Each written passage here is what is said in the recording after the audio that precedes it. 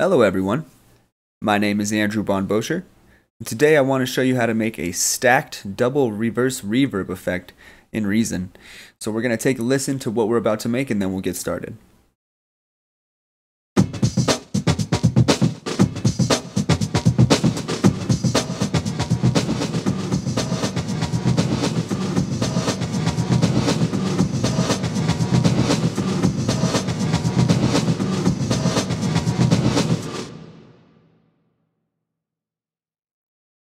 Alright, so yes, we are going to make that type of sound, and you can get some really thick, nice reverberated and reverse effects going on, and it can become really cool. So the loop that you heard was just a factory loop from the Reason sound bank, so nothing crazy.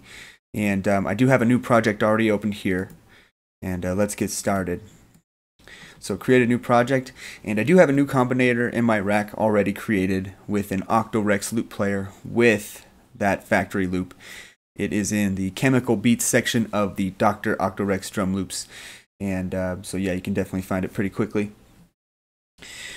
So the reason why I set this up first was because, of course, we need a source sound to even, have an effect on it. So I just wanted to get that out of the way very quickly. Right click in the rack, create your combinator, create the Octorex. Also, make sure to right click and reset the device or initialize patch, depending on what version of Reason you're using. And now that we have that taken care of, real quick, this is only one of many ways to achieve this type of effect, and we all are going to be using techniques that we've used before in a tutorial previously, and so definitely consult that for more routing tips per se, but we'll definitely talk about it here.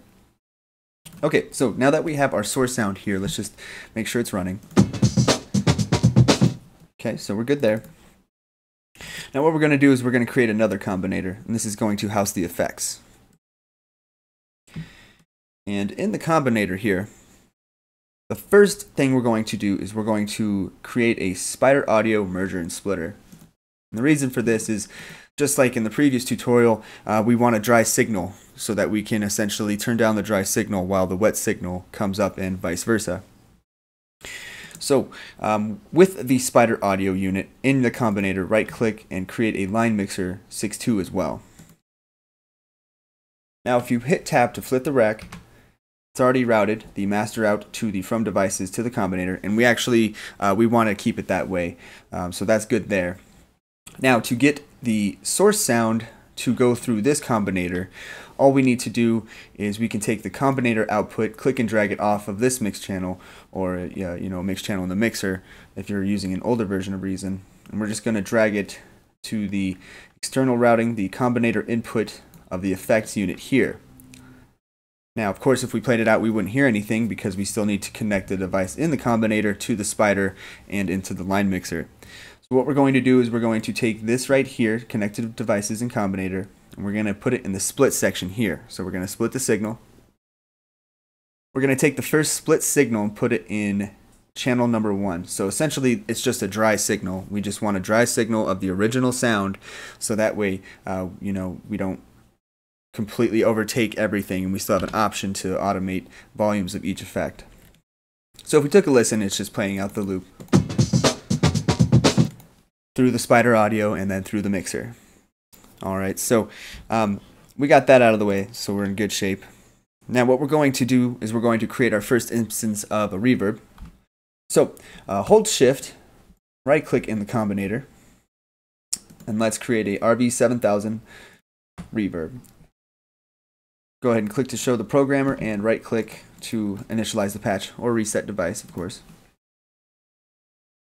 Now let's press tab to flip the rack, and we're going to split the dry signal once again. We're going to be using all the splits here to the input of the first reverb, and then we're going to set the output to the second channel of the mixer here. So that way when we play it out, we have a dry signal on top of a wet signal of reverb.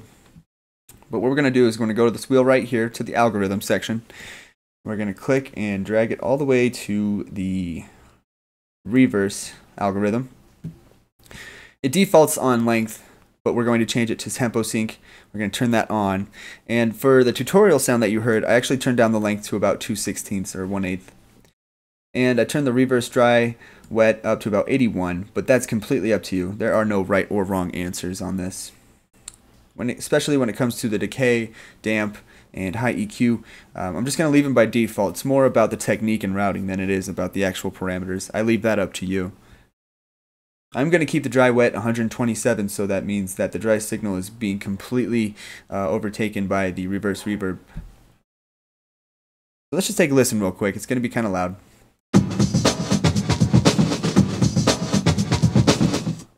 You can hear that reverse reverb in the back, and you can always utilize that technique to give it a little more flavor, but we're going to customize it a lot more here. Real quick, this is just a personal preference. I would suggest turning down the low gain and turning up the low frequency so those lower and mid frequencies get cut off of the reverb. It can get really muddy very quickly, but that is completely up to you, however you'd like to do that. Okay, so we have our first reverb here, and what we're going to do is in the second channel of the line mixer, we're actually going to pan it left about -20. We're going to get some stereo width going on with the reverse reverb itself. Next, what I'm going to do is I'm going to right click on this reverb and I'm going to duplicate the device and track.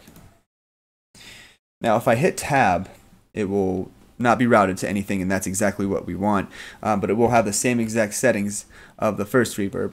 What I'm going to do for this second reverb, however, is I'm going to increase the decay to about 98 from the default of 82, but again, completely up to you. And the reason why I'm going to do that is because I'm going to then use the split output here again. We're going to split the dry signal into the second reverb, into the input, and we're going to route the output of the reverb to the third channel of the line mixer. So now we have a dry signal, a first reverb, and a second reverb here. And I'm going to pan this one about 20 right, so that way it gives it more width. And since I increased the decay, it's not going to be the same sound on top of itself, just panned left and right. It's going to have a little more motion, and you can definitely hear what's going on. So let's just take a listen. I'm going to turn down this signal, the dry signal, just a little bit so it doesn't hurt your ears. But this is what we have.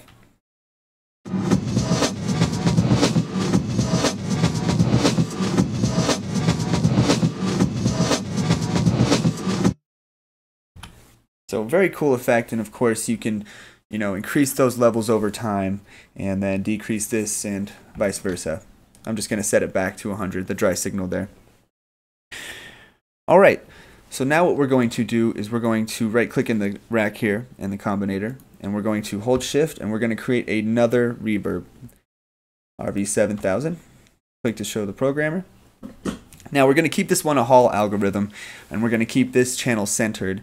Basically, we're going to have two reverse reverbs algorithms in the left and right, but then we're going to have a center signal that's just a soaked reverb.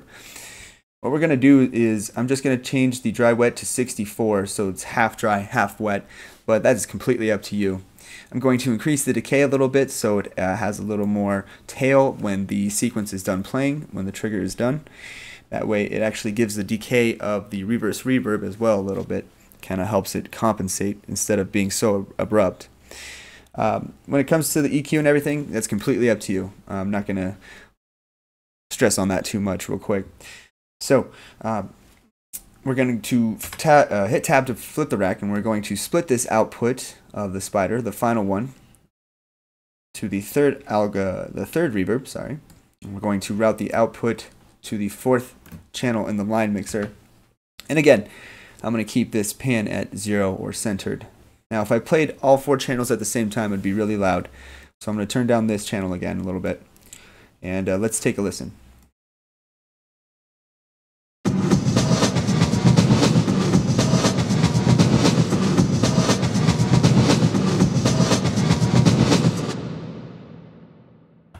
So with this third reverb here, it definitely gives it a little more tail, and it lets it not be as abrupt per se, because that reverse reverb, it's just it's coming right at you.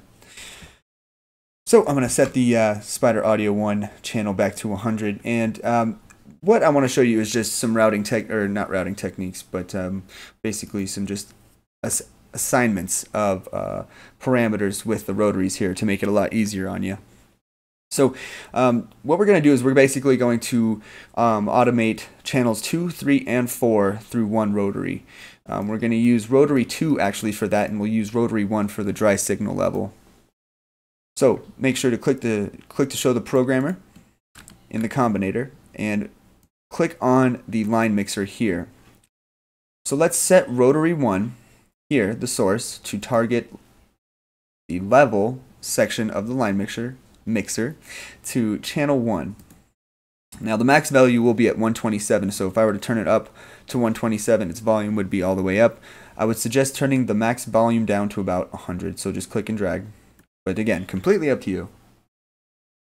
So yes, now that I have, even if the rotor goes to 127, it stops at 100. So that's how I like to do that. And now we're going to go to the rotary 2 of the line mixer section here. And the target of this is going to be channel 2's level. And again, anything at 100 or below even, it can get very loud with all these reverbs. So I would actually suggest setting this to about 95. So that when you turn it all the way up, it only goes up to 95. It really does start getting pretty loud. Rotary 2 will also be controlling channel 3. So go ahead and change the source of rotary 3 to rotary 2. Set it to the channel 3 level. And again, click and drag to about 95. So if we click and drag, you can see both moving at the same time. And then we're also going to set rotary 4 to rotary 2. And its target will be level 4 channel, or channel 4 level. This one I would probably keep it around 95 or 100. You can do about 100. But it, again, does get pretty loud. So yeah, basically we'll just take a listen to what happens when we start turning down knobs. I am going to just edit the automation of these two things. So just right click, edit the automation of the first one here. And then right click and edit the automation of that. The second rotary here. And of course you can copy the notes of the Rex to the track or whatever you're using. And so we'll keep the we'll set it at 127 here. And basically what I'm gonna do is I'm just gonna do this. Over 8 bars we're gonna turn down its level, and over about 6 bars we're actually gonna turn up its level. Maybe actually 4 bars, not 5. There we go. And you'll start to hear what we're doing. So here we go.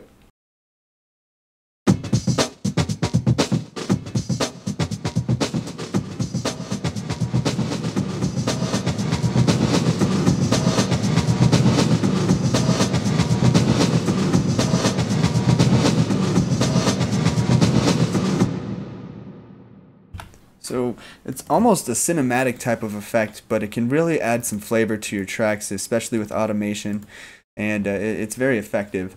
And you know, I would honestly turn down this channel 4 level to about 95 as well. That way it doesn't get too crazy. It got a little loud there, but nothing insane, so that's good. And of course, you can always change the length of these algorithms to make it you know, string along a little longer.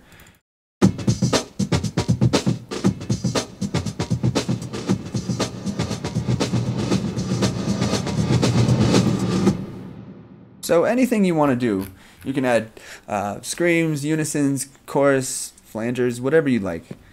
And yes, this is it, and I will be saving this one, and it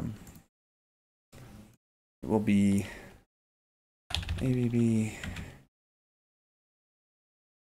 double R reverb tutorial. I'll save that. And I'll make it available for download. And everyone, we are all finished up here. And if you have any questions, comments, concerns, let me know. But real quick, I do have a Patreon started. So my dream is, of course, to make this full time and really try to make this a career for myself. So if you like what I do and if you want to support, definitely go to my Patreon, patreon.com/AndrewBondBosher. Any support is incredible. I can't be here without you.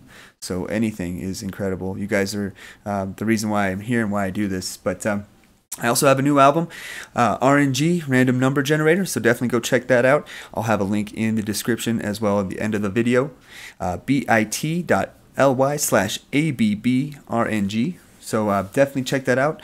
It's a great album. I had a lot of fun making it. Definitely working on a lot more new tracks already. But yes, we are all finished here. Thank you so much for watching. And if you like the video, don't forget to subscribe. And we'll see you next time.